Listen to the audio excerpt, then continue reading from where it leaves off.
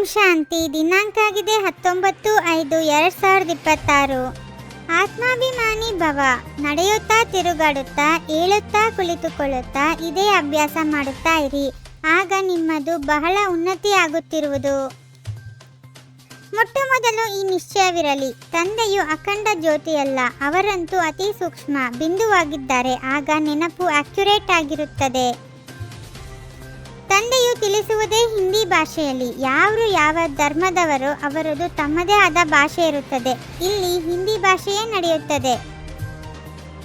ತಂದೆಯೇ ಬಂದು ತಮ್ಮ ಪರಿಚಯವನ್ನು ಕೊಡುತ್ತಾರೆ. ಶಾಸ್ತ್ರಗಳಲ್ಲಿ ಕಲ್ಪದ ಆಯಸ್ಸನ್ನು ಎಷ್ಟು ಸುದೀರ್ಘವಾಗಿ ಬರೆದಿದ್ದಾರೆ, ಅದನ್ನು ತಂದೆಯೇ ಬಂದು ಸರಿಪಡಿಸುತ್ತಾರೆ.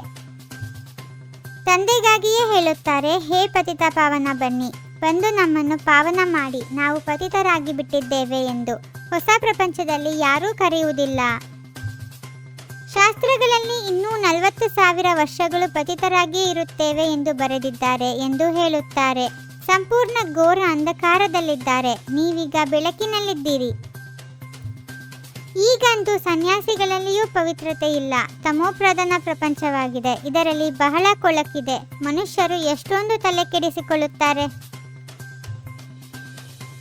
ಭಾರತದಲ್ಲಿ ಸೋಮನಾಥ ಮಂದಿರವು ಸುಪ್ರಸಿದ್ಧವಾಗಿದೆ. ಎಲ್ಲದಕ್ಕಿಂತ ಮೊದಲು ಶಿವನ ಪೂಜೆಯಾಗಬೇಕು. ಮಕ್ಕಳಿಗೆ ಇದೆಲ್ಲ ಜ್ಞಾನದ ಮಾತುಗಳು ಈಗ ಬುದ್ಧಿಯಲ್ಲಿ ಬಂದಿದೆ. ಶಿವ ಪರಮಾತ್ಮನು ನಿರಾಕಾರನಾಗಿದ್ದಾರೆ. ನಾವು ಸಹ ನಿರಾಕಾರಿಯಾಗಿದ್ದೇವೆಂದು ಆತ್ಮಕ್ಕೆ ತಿಳಿದಿದೆ. ನೀವೀಗ ಆತ್ಮಾಭಿಮಾನಿಯಾಗುತ್ತೀರಿ. ಬಹಳ ಸಹಜವಾಗಿದೆ. ಬ್ರಹ್ಮ ವಿಷ್ಣು ಶಂಕರರಿಗೆ ಇಷ್ಟೊಂದು ಮಹಿಮೆ ಇಲ್ಲ. ಒಬ್ಬರ ಮಹಿಮೆಯನ್ನು ಹಾಡುತ್ತಾರೆ. ಆ ತಂದೆಯೇ ಬಂದು ಆಸ್ತಿಯನ್ನು ಕೊಡುತ್ತಿದ್ದಾರೆಂದು ಈಗ ನೀವು ಮಕ್ಕಳು ತಿಳಿದುಕೊಂಡಿದ್ದೀರಿ. ನಾವು ಪತಿತರಾಗಿ ಬಿಟ್ಟಿದ್ದೇವೆ, ಪಾವನರಾಗಿದ್ದೆವು. ಎಲ್ಲರೂ ತಮೋಪ್ರಧಾನರಾಗಿದ್ದಾರೆ. ಪ್ರತಿಯೊಂದು ವಸ್ತುವು ಮೊದಲು ಸತೋಪ್ರಧಾನ, ನಂತರ ತಮೋಪ್ರಧಾನವಾಗುತ್ತದೆ. ಈಗ ಈ ಶರೀರವನ್ನು ಬಿಟ್ಟು ಇನ್ನೊಂದನ್ನು ತೆಗೆದುಕೊಳ್ಳಬೇಕು ಎಂದು ಆತ್ಮವೇ ಹೇಳುತ್ತದೆ. ಇದಕ್ಕೆ ಆತ್ಮಾಭಿಮಾನಿ ಸ್ಥಿತಿ ಎಂದು ಹೇಳಲಾಗುತ್ತದೆ. ಡ್ರಾಮಾ ಪ್ಲಾನ್ ಅನುಸಾರ ಪತಿತರಿಂದ ಪಾವನ, ಪಾವನರಿಂದ ಪತಿತರಾಗುತ್ತಾ ಬಂದಿದ್ದೀರಿ. ಚಕ್ರವು ಸುತ್ತುತ್ತಲೇ ಇರುತ್ತದೆ.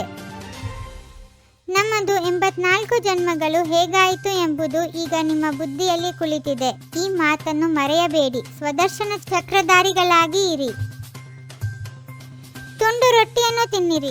ಏನು ಸಿಕ್ಕಿದ್ದರೆ ಅದರಲ್ಲಿ ಖುಷಿಯಾಗಿರಿ. ರೊಟ್ಟಿ ಪಲ್ಯದಷ್ಟು ಒಳ್ಳೆಯದು ಮತ್ಯಾವುದೂ ಇಲ್ಲ. ಹೆಚ್ಚು ಲೋಭವೂ ಇರಬಾರದು. ನಿಮಗೆ ಎಷ್ಟು ಒಳ್ಳೆಯ ಜ್ಞಾನ ಸಿಕ್ಕಿದೆ. ನೀವೇ ಪ್ರಾರಬ್ಧವನ್ನು ಭೋಗಿಸುತ್ತೀರಿ. ನಂತರ ಈ ಜ್ಞಾನವು ಮರೆತು ಹೋಗುತ್ತದೆ. ಮತ್ತೆ ಏಣಿಯನ್ನು ಕೆಳಗಿಳಿಯಲಾಗುತ್ತದೆ.